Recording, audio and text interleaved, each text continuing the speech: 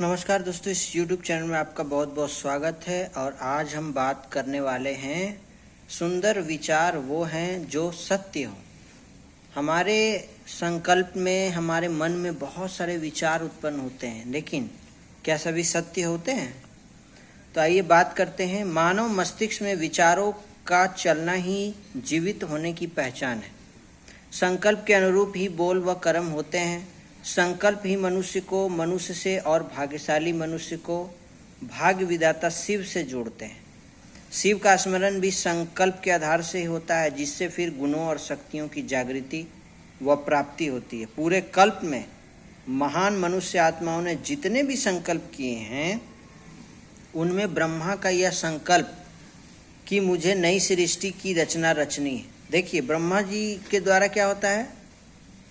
स्थापना। तो कोई भी वो स्थापना का कार्य करते हैं, लेकिन करने से पहले तो सोचते हैं। तो ऐसा संकल्प उनको कैसे आया कि नई सृष्टि की स्थापना करना है? सर्वश्रेष्ठ संकल्प कहा जाएगा। कल्प के अंत में किया गया यह शक्तिशाली संकल्प नए कल्प का बीजारोपण करता है। कोई भी नई जिंदगी की शुरुआत, नए रास्ते की शुरुआत संकल्प से ही होती है। तो सबसे पहले हमको क्या करना है? वर्क किस पे करना है?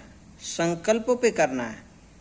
कोई भी समस्या है, उसका हमें समाधान खोजना है तो संकल्पों को चेक करना है। जड़ बुद्धि हो जाती है पारस बुद्धि। कैसे? संकल्पों से। आत्मा के निकटतम साथी उसके विचार हैं, जो आत्मा को कभी अकेले नहीं रहने देते। यदि कोई मनुष्य अकेलापन महसूस करता है, तो इसका अर्थ है कि इसके विचार सुंदर नहीं है। सुंदर विचार वो हैं जो सत्यता का दामन थामे हों। जहाँ विचारों की सत्यता व सुंदरता है, वहाँ शिव से निकटता का अनुभव हो सकता है, बशर्ते शिव की यथार्थ पहचान होनी चाहिए। कठोपनिषद से लिया गया भारतीय संस्कृति का आदर्श वाक्य है, सत्यम शिवम सुंदरम। अर्थात कोई भी चीज़ यदि सत्य है, कल्याणकारी है और सुंदर है, तभी वह ग्राह्य है। परंतु आज के तमोप्रधान समय में मन के विचार अच्छे बुरे कैसे भी क्यों ना हो, बुद्धि उन्हें ग्रहण करती रहती है। राजयोग के ज्ञान से जड़ बुद्धि बदलकर पारस बुद्धि हो जाती है। राजयोग आपको क्या करता है? बगुला से हंस बना देता है, चुनना सिखा देता है कि कौन से विचारों को हम चुने, किसको छोड़ें, किसको ग्रहण करें, किसको छोड़ें। संकल्प से आत्मविश्वास पैदा होती है। यही यजुर्वेद संहिता में का एक मंत्र है, तन्मे मना शिव संकल्पम अस्तुतः। अर्थात मेरे मन का संकल्प शिव हो, शुभ हो, पवित्र हो। अर्थात अर्थ व भाव समेत मंत्रोच्चारण से मन शुद्ध होकर सर्वश्रेष्ठ संकल्प करने की योग्यता पाता है। ओम नमः शिवाय सर्वश्रेष्ठ मंत्र है। मनोवैज्ञानिकों और अध्यात्मविदों का यह मानना है कि मनुष्य जिस प्रकार का संकल्प बारंबार करता है, उसी प्रकार से परमाणुओं का गठबंधन होकर भविष्य जीवन का निर्माण होने लगता है।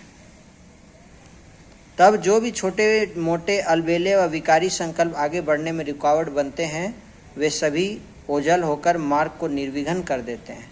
जीवन में जागृति व हौसला पैदा होता है, जिससे समय, ऊर्जा और क्षमता का अपव्यय समाप्त हो जाता है। शक्तिशाली संकल्प से आत्मविश्वास और आत्मबल पैदा होता है। उमंग उत्साह से भरा वातावरण बनता है। और क्या क्या हो सकते हैं? शक्तिशाली संकल्पों से जीवन में उमंग उत्साह आती है। जीवन से डिप्रेशन, टेंशन, ये सब चीज़ें हट जाती हैं। संकल्प से सृष्टि बनती है। जैसा सोचेंगे वैसा बन जाएंगे, ऐसा कहा जाता है ना। बार बार का संकल्प प्रत्यक्ष हो जाता है। देखिए, अगर एक ही कोई भी संकल्प आ रहे हैं, वो संकल्प क्यों आ रहे हैं? अगर बार बार एक ही संकल्प आते हैं, इसका मतलब उसके पीछे कुछ कारण है। भगवान की टचिंग हो रही है। एक ही संकल्प आपको बार बार आ रहे हैं, अच्छे संकल्प, शुद्ध संकल्प। संकल्प शक्ति को समझने के लिए जापान की एक पुरानी घटना मददगार है। आइए देखते हैं कि वो कौन सी घटना है। जापान में एक युवा समुराई सैनिक था जिसे अपनी मंगेतर से बहुत प्यार था। एक बार जब उसकी मंगेतर जंगल से गुजर रही थी तो उस पर एक बाघ ने हमला किया, जिससे मंगेतर की मृत्यु हो गई। समुराई ने दृढ़ संकल्प किया कि वह उस बाघ को मार कर रहेगा। काफ़ी दिनों के बाद, लुका छिपी के बाद, एक दिन समुराई ने बाघ को झाड़ियों के पीछे सोता हुआ देख लिया। उसने एक तीक्ष्ण बाण पूरी शक्ति से बाघ पर छोड़ दिया। तीर बाघ को बीचों बीच भेद गया। समुराई सधे कदमों से बाघ की तरफ बढ़ा तो यह देखकर अचंभित हो गया कि तीर ने बाघ को नहीं बल्कि बाघ जैसी दिखने वाली धारीदार चट्टान को भेद दिया था। इस घटना से सारा गांव अचंभित हो गया।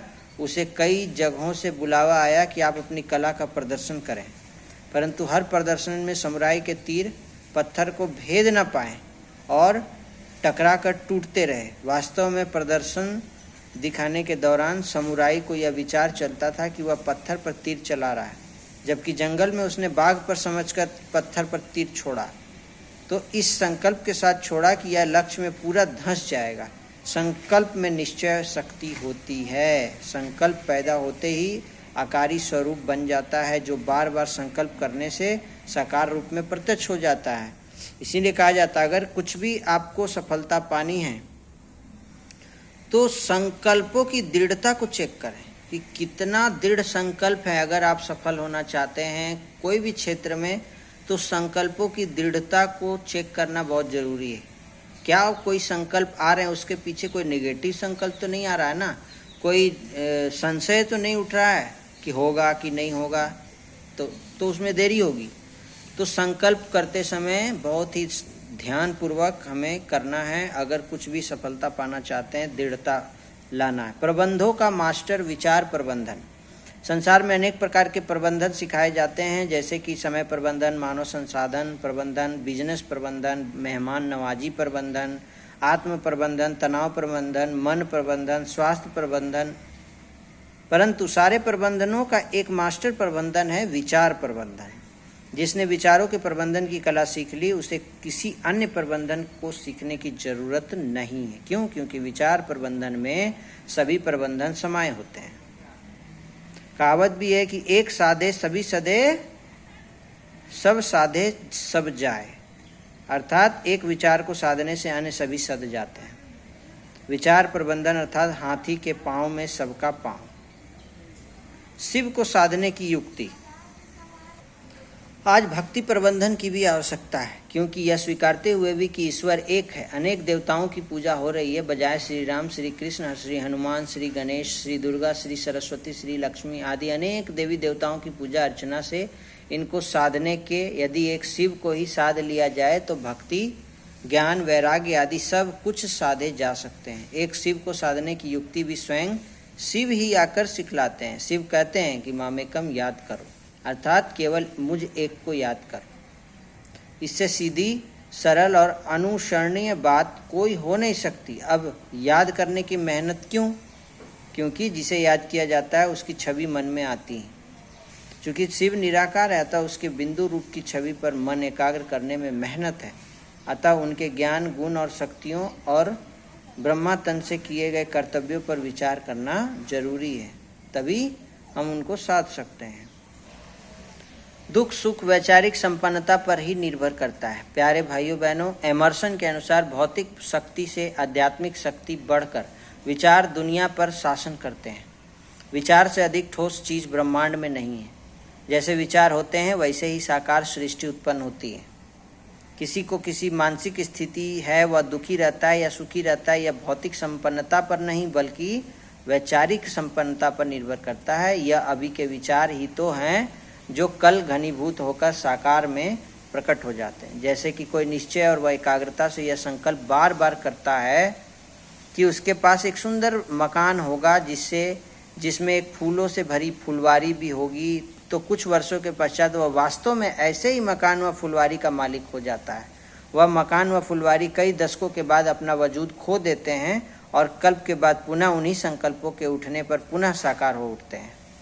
कलयुग के अंत में ब्रह्मा जब यह संकल्प करते हैं कि इस विकारी पतित दुनिया का विनाश होगा और एक नई सतयुगी सृष्टि का आविर्भाव होगा, तो उनके यह सूक्ष्म संकल्प कुछ दशकों के बाद सचमुच में ठोस सतयुग का साकार कर देते हैं।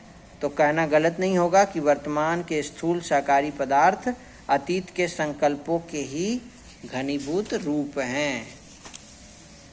अभी जो स्थिति है दुनिया की, ये पहले भी हुई थी, 5000 साल पहले भी ऐसा हुआ था, 5000 साल के बाद फिर से स्थिति ऐसी आई है जब स्वयं भगवान आकर हम बच्चों को पतित से पावन बनाने का कार्य कर रहे हैं, एक सत्य सनातन धर्म की स्थापना का कार्य कर रहे हैं। आप भी नज़दीकी ब्रह्मा कुमारी सेंटर पर आएँ और विचार प्रबंधन को सीखें। अभी हमने जाना कि सभी प्रबंधनों में श्रेष्ठ कौन है? विचार प्रबंधन। अगर हम विचारों को साध लें, विचार प्रबंधन कर लें तो है ना, सब सद जाए, सब कुछ प्राप्त किया जा सकता है। तो इस लेख में आपको कैसा लगा ये चिंतन आप कमेंट करके बताएंगे। कोई प्रश्न हो आप अपने नज़दीकी ब्रह्मा कुमारी सेंटर पर जाएं और ये राजयोग मेडिटेशन का 7 दिन का कोर्स जरूर करें, उसी से हम विचार प्रबंधन सीख पाएंगे। ओम शांति, धन्यवाद। फिर से मिलते हैं नए वीडियो में। सबका भला हो, सबका कल्याण हो, सब सुखी रहें, शांत रहें, स्वस्थ रहें और सबसे बड़ी बात नशा मुक्त रहें। ओम शांति।